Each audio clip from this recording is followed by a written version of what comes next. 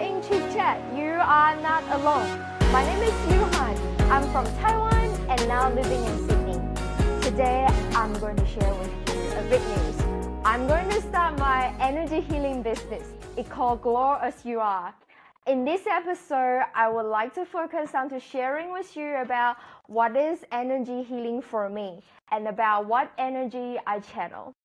So for energy healing, for every energy healer, the energy healing, they might interpret it in different way. For me, I believe everyone's soul is very beautiful light bulb. And everyone's light bulb is glowing beautifully, always. And it's just like in our life, there is a lot of maybe sadness, depressed, or some dramatic things that happened. We might think we don't care, but sometimes we just put them away and leave them there.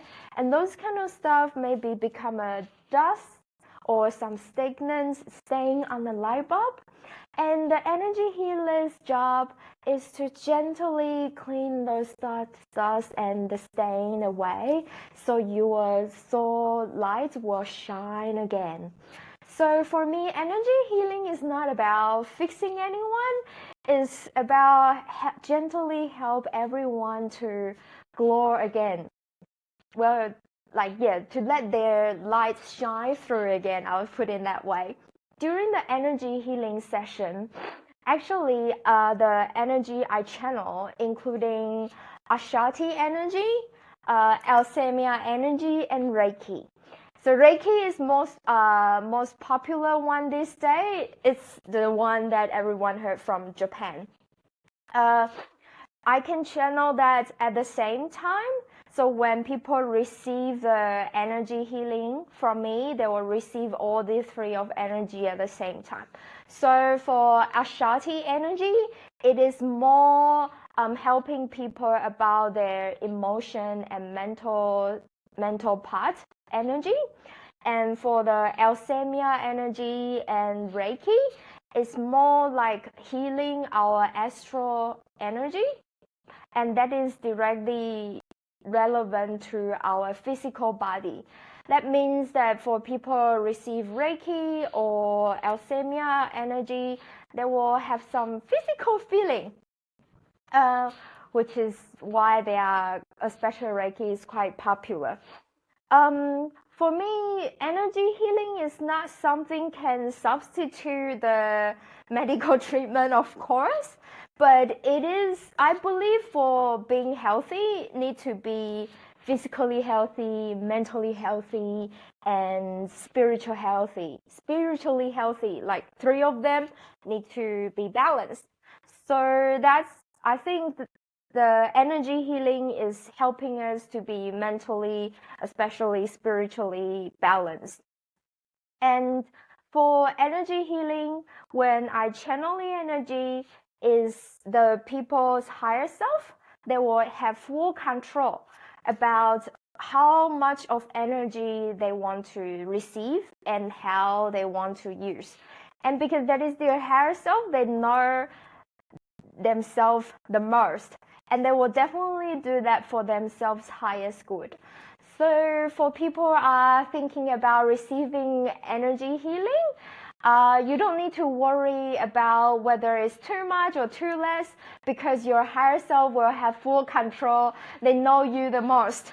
And there's another important thing is for people who receive energy healing, it is possible in the next few days they might feel a little bit emotional, or some people will feel like very happy or light. Some people might feel suddenly a little bit sad, or they are all normal because for energy healing, it's more like a kind of release some energy that maybe we suppress it unconsciously.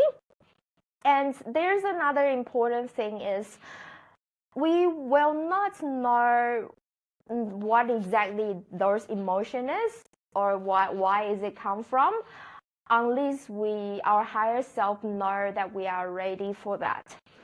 So I can share one experience with all of you. So when I attend my energy healing classes workshop, and we do exchange healing, and I always feel that my throat chakra is a little bit weaker, and I always want to heal it more. And at that day, I have an exchange healing with my classmate. She say, when we do the exchange feedback, my classmates say, oh, I actually want to heal your throat chakra more originally, but my spiritual guide told me to heal your root chakra, because she told my spiritual guide told me healing your root chakra will definitely help your throat chakra. For those who are not sure about what is chakra, I will have another episode here to introduce each chakra. At the moment that we have that, she told me about this, I just listened and I said, oh, I see. But after I went back home, I exercised, and after I exercise, when I do the stretching, there's like something pop into my mind. I suddenly realized why she told me that her spiritual guide say healing my root chakra will be able to heal my throat chakra. The reason is because in a long time in the past, I don't express myself because I feel unsafe. I don't express myself in order to survive.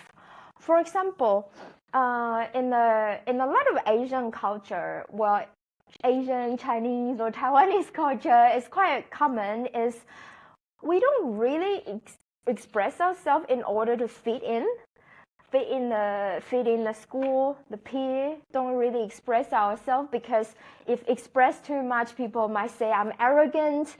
And when with a group of elder people, you don't express your thought too much, because we are being told to respect them or prioritize their needs. So I don't say my needs. And in the last few years, that in the firm, that I feel very insecure at work, but in order to secure my job, I didn't speak up, like those kind of things.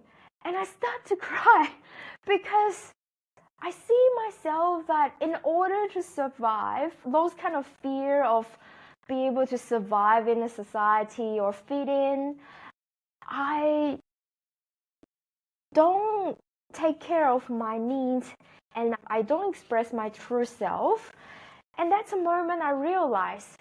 And I do think that that's happened last month, because since around May this year, I decide to practice to express myself of course in a respectful way, but what I express, what I say, what I do, I want to truly align with what I think and thought in a respectful way.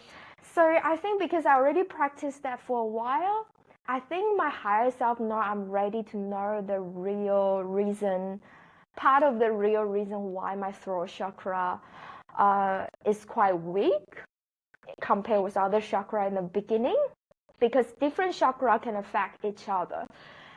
And through my classmates, I know the reason why. It's because of the fear of survival. And now I don't have those fear that much anymore. And I'm practicing to express my true self, in a respectful way. So I do believe, yes, that's a moment that I'm ready to understand the reason why. And it's very touching and very good moments for me, I would say. Yeah, I think through this example, I would like you to know that you might feel a little bit up and down after the healing, but it's not necessary you will know the reason why, because you will only know when you are ready for it. But it's all fine, because those kind of up and down is actually means that you are having a release of the stagnant energy, maybe. But it's also normal. Some people feel nothing, because like me, I don't feel that much until The example I share with you is the very first time I have those more obvious emotion or understanding after a healing. Most of the time I just feel normal. There will be 1 or 2 times I feel a little bit happy, but that's all. So everyone is quite different, but you just need to believe after energy healing, there is a healing there already, and the healing will last for a few hours for a few hours or even few days after the healing session. And the other thing I would like to share is about healing either in distance or in person. In the very beginning, I thought that in person might be better. And in the very first workshop or first 2 workshops, we are only being taught how to do that in person. And not until the 3rd workshop, they taught us how to do that distantly. Surprisingly, everyone in the workshop, including myself and my classmates, we all think actually distant healing works better. I think one of the very beautiful things that I really like about energy is because energy is not limited by time and space. So I can send energy to the future for myself. For example, if I have job interview next week, I can send it to myself. Or it's not something that will limited by the space. That's so beautiful. And at that day, we practice the distant healing. And I found that when I receive or give the distant healing, because we are doing distant healing, only thing the receiver just sitting there and just relax. And for the healer really be able to very, very, very concentrate on healing and feel the a person that they are healing at that moment. I think part of the reason is because for in-person healing, we usually need to do a certain hand position, like each chakra, and after each chakra, we will heal the place that we think that person need more, which draw by our intuition. But for both people, like some people will feel, the full receiver will feel like, someone is close to me. I feel their breath. I do feel that sometimes. And for the healer, we need to put in that position for at least 3 minutes, at least. Sometimes it will be 5 minutes. So for one position, it can be a bit sore, to be honest. And for the distant healing, for both of us, the receiver can be even more relaxed, because when distant healing, the receiver will be able to stay at home, even lie on their bed. That is the most comfortable position, I think, for everyone, and no need to no need to set up, or it's even okay if you want to wear the sleepwear and lie on your bed when you do the distant healing, because the healer won't see it.